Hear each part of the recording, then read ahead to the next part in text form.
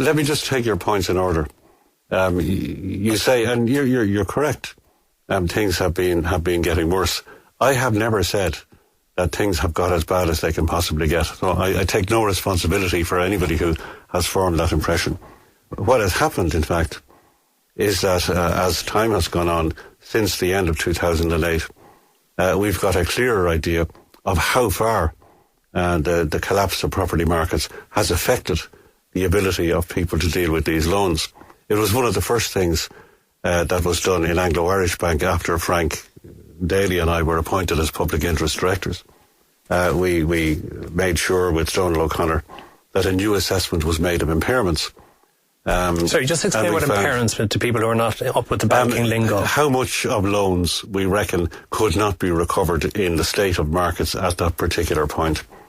And we found that when we had done the exercise, that the impairments were actually much bigger than we had expected. The reason that we found, the explanation that we found for it, was that there had been a very substantial decline in property markets even between September and December of 2008, but in the first quarter of 2009, that continued at an even faster pace. I have to say, when we first did that first exercise in looking at the impairments, there was a certain degree of incredulity on the part of officialdom here. I think some people felt that we were exaggerating the figure so that we would get a bigger lump of recapitalisation than we actually needed. The figure was checked, and they found that they couldn't disagree with us. And since then, in some areas, things have got worse, and that's what we're seeing now. And NAMA has taken a much more severe view of the capacity to recover those loans than we had expected. It was always clear from the very beginning that the size of the hole, as you've mentioned, which so far we can't be sure we know, it would be filled by a combination of NAMA and recapitalisation.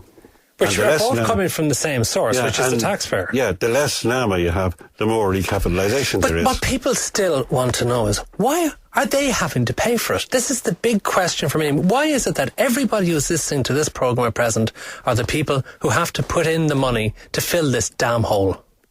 Well, basically, at the end of the day, there isn't anybody else who can do it. There's 4.5 million of us living on this island, and we are the ones to do it. Well, then why fill it? Why not just leave the hole there? Because you can't magic it away. The losses are there. You can't simply ignore them. They just won't go away. There are different ways. Can you let somebody else take responsibility for them?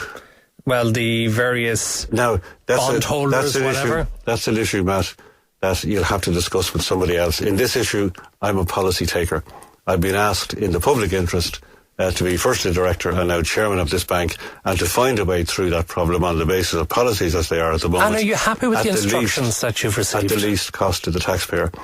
Let me say this, I believe the government had no other option in September of 2008 on the guarantee, but to follow the policy that it did. Did it have to include Anglo-Irish Bank? I think it did. Why? And I think that Anglo was then and still is systemically important in the Irish system. How could it be? Because of the volume of property and development lending it had done, because of the fact that a good many of the very large problem loans are banked with more than one bank, and had Anglo been let go, I think it would have created serious difficulties for other banks. How much do you think when that decision was taken? Let me make the rest of the point. And because going back over some time, and I think again in the future, Anglo has been an important funding platform to bring funding into this country to meet the funding gap that our economy has. How much of the decision was influenced by the fact that if Anglo had been allowed to fail at that time, leaving aside the depositors and those who had put money, who were mainly corporates with some wealthy individuals,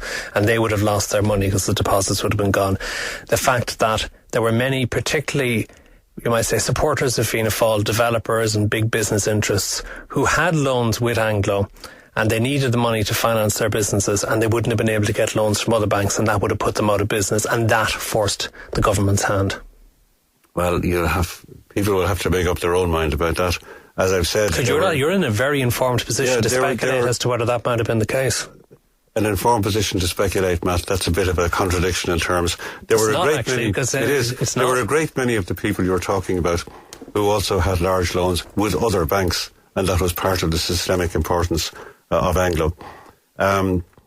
Leaving that aside, I have to say that looking at it objectively, I don't think that the government had much option at that time but to take the step that it did.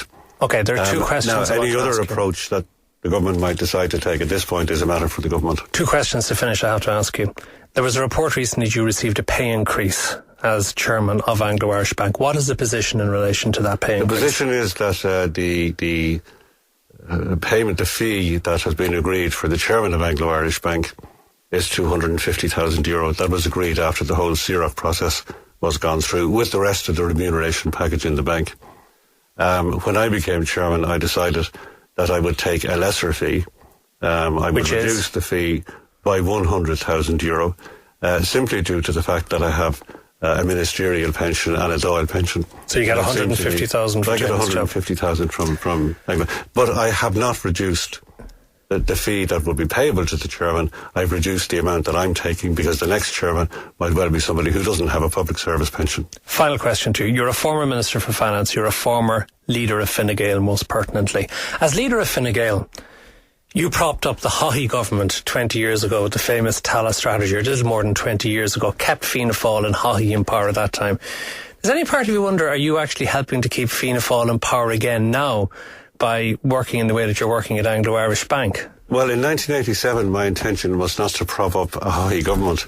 It was to ensure that fiscal policy followed a line which I thought was necessary to the country.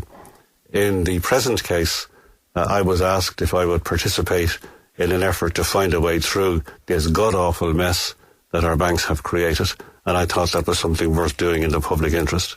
I have to say, I didn't ever expect that in the process I would become chairman of the bank, but that's what I'm doing. And actually, the one final thing that does arise out of all of that, could it be that you and others, having embarked on a process in the best of faith, finding now that it's not working the way you expected it would, feel compelled to stick with your original decision rather than admitting that you've gotten it wrong? That's the question I ask myself, and I think I can honestly answer that if the board of the bank, having gone through the exercise that we went through, a very detailed and painstaking exercise to put together the restructuring programme, if we had concluded that any course other than splitting the bank, as we have proposed, would finally cost less to the taxpayer, we would have proposed whatever it was that cost less to the taxpayer.